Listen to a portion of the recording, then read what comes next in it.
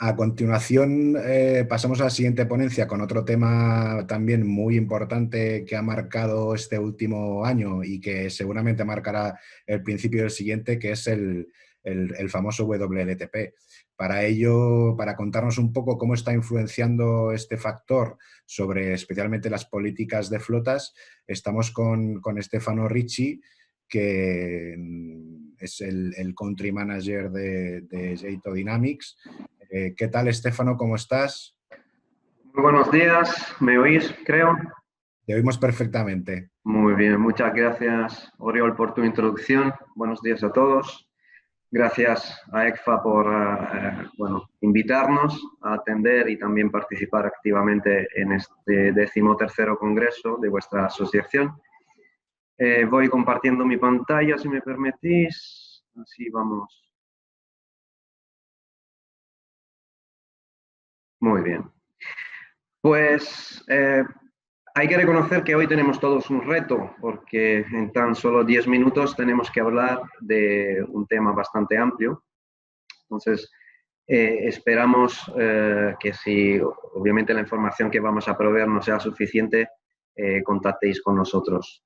En particular vamos a hablar, como anticipaba Oriol, del impacto de la introducción del WTP en nuestro mercado, de cara sobre todo al año que viene, y cómo el WTP puede influir en la elección y la política de la flota. Yo creo que el acrónimo WTP ya lo llevamos todos dentro de nuestro vocabulario, sabemos perfectamente a qué se refiere. Al final se introdujo este nuevo proceso de homologación para representar un ciclo de conducción más realista y los valores de emisiones y consumos de los vehículos sean efectivamente equivalentes a los que luego los usuarios encuentran en la realidad. Sin embargo, sabemos que hubo un periodo de transición en el que han convivido tanto vehículos todavía con la vieja homologación, la NDC, y la nueva. Por lo tanto, se decidió introducir un nuevo concepto, un nuevo valor llamado NDC equivalente. Sabéis que este valor es un valor calculado, se calcula a partir de las emisiones WTP, y lo más relevante de todo es que es un valor que todavía a fecha actual se utiliza para definir el impuesto de matriculación de los vehículos, obviamente en España. A nivel cuantitativo, ¿cuál es la diferencia entre estos valores?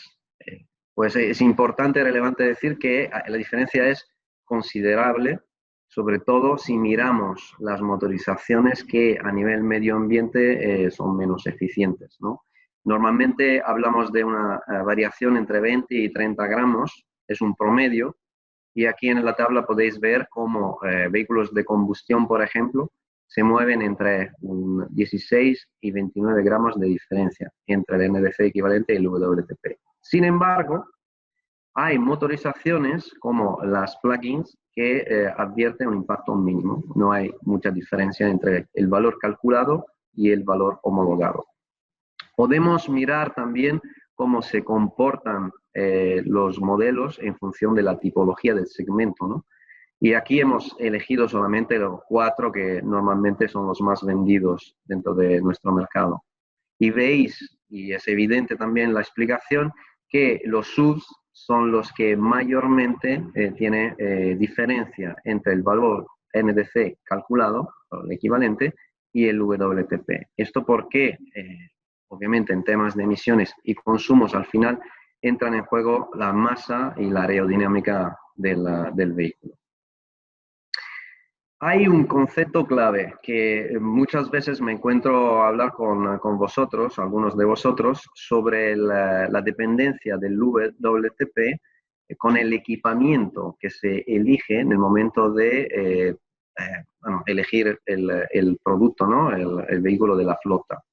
Y es que los equipamientos que se añaden a la configuración estándar, por decir así, suman gramos dentro de la WTP. En Jato hemos desarrollado una herramienta que, gracias también a los fabricantes, nos permite recibir de ellos directamente la información de cómo al construir el vehículo estos valores de emisiones se modifican. Y hemos notado que hay efectivamente elementos que pueden influir más o menos en los valores finales de las emisiones. Y aquí enseñamos un ejemplo muy práctico, ¿no?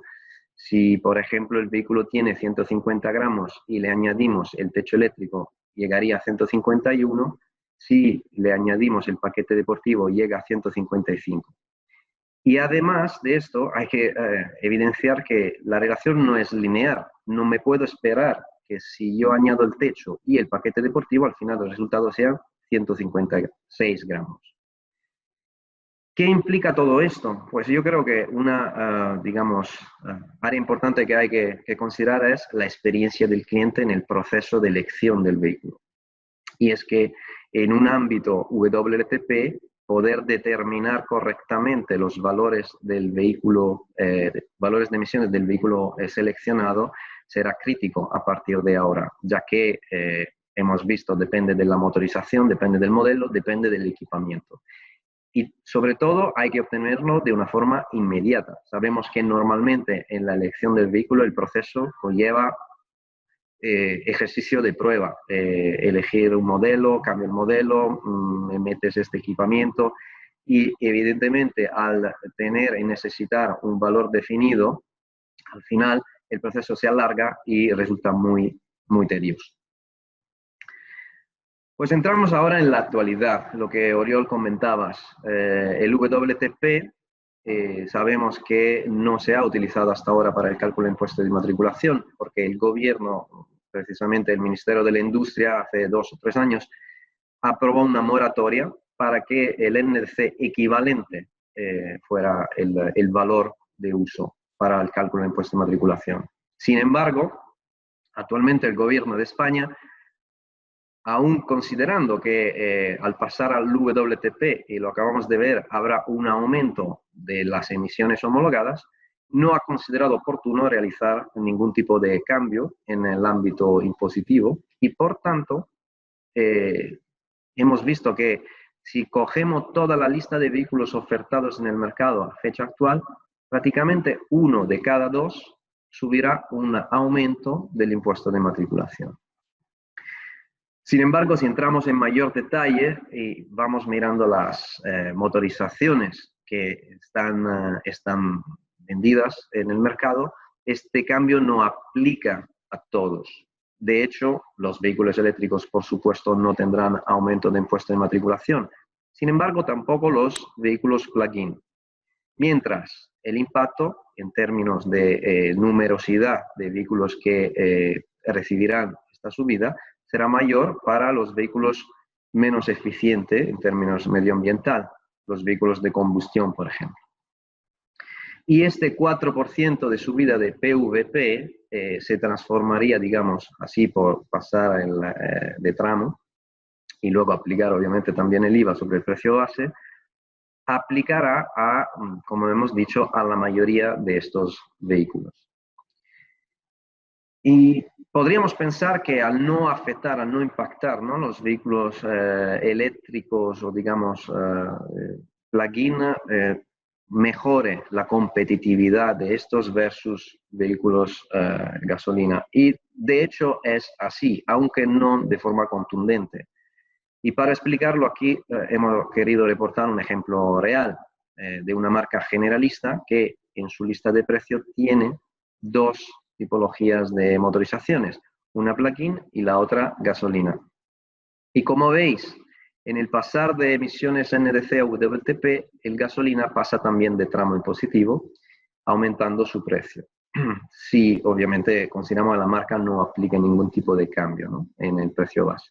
Y la diferencia se reduce solamente de 1.000 euros. Por lo tanto, si el gobierno no seguirá aportando ayudas para la descarbonización del parque, es evidente que no mejorará la situación, la competitividad de los vehículos eléctricos o plug-in, en este caso, lo suficiente para poder justificar esta oferta con mejoras en cuanto a reducción de consumos, que aquí reportamos que son evidentes, reducción de coste de mantenimiento o hasta evidentemente una mejora que estamos apreciando en cuanto a los valores residuales.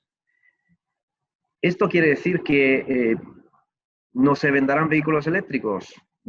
Pensamos en Jeto todo lo contrario, porque hay un segundo motor de empuje a la revolución, a la electrificación del parque, que hemos apreciado esencialmente en este periodo de coronavirus, donde a baja demanda de producto ha incrementado el mix de electrificación de los vehículos. En septiembre de este año hemos alcanzado un hito. Por la primera vez en Europa se han vendido más, en un mes, más vehículos electrificados que diésel. Y si miramos el histórico, solamente hace 10 años las motorizaciones diésel cubrían más del 50% de la demanda. Por lo tanto, en un momento de baja demanda, vemos cómo las marcas están empujando a una oferta de vehículos electrificados. ¿Y por qué? Pues la explicación es bastante sencilla si la consideramos desde otro punto de vista, ¿no? Y es que el WLTP se utilizará para el cálculo de los objetivos de emisiones de las marcas, objetivos que, como sabéis, están marcados por la Comunidad Europea y donde no todas las marcas, obviamente, están todavía alcanzando los valores necesarios para evitar el pago de multa en este afán, obviamente, de proponer o de tener una oferta medioambiental mejor. Y es evidente este afán porque más de la mitad de los vehículos que se ofertarán el próximo año serán, digamos, vinculados a vehículos eléctricos o vehículos electrificados en general. Estoy terminando mi presentación. Me gustaría dejaros con 4 mensajes claves que espero que sean de utilidad para vosotros. Y el primero es recordar que dentro del cálculo del WLTP se tiene que considerar el equipamiento. Por lo tanto, en el proceso de elección podrá haber algún impacto sobre cuáles equipamiento querré en mi vehículo y cuáles que eventualmente tendré que descartar para que cumpla con mis objetivos a nivel de flota. Para que la experiencia del cliente en este proceso de elección sea lo menos tediosa posible, será necesario, será crítico tener herramientas que me puedan proveer estos valores de una forma rápida, sin tener que pasar necesariamente siempre por concesionarios o por marca. Considerar que el cambio del impuesto de matriculación sí mejora la competitividad de los vehículos de baja emisión, pero no resta la necesidad de ayudas por parte del gobierno. Y, de todas formas, la oferta por parte de algunas marcas sobre los vehículos electrificados, será de todas formas interesante, porque tendrán que cumplir con sus propios objetivos de emisiones. Por lo tanto, este podría ser un momento para pensar en la transformación de la flota en tal sentido. Pues creo que me he pasado un pelín de mi tiempo, pero os agradezco obviamente por vuestra atención. Cualquier necesidad de mayores informaciones, sabéis que podéis contar con nosotros. Muchas gracias, Estefano. Yo creo que ha sido un repaso rápido, pero intenso e interesante de las consecuencias, ¿no? de la entrada en vigor del WLTP. Y bueno, yo creo que seguiremos hablando de este tema durante algunos meses más. Muchas gracias, Estefano. A vosotros, gracias.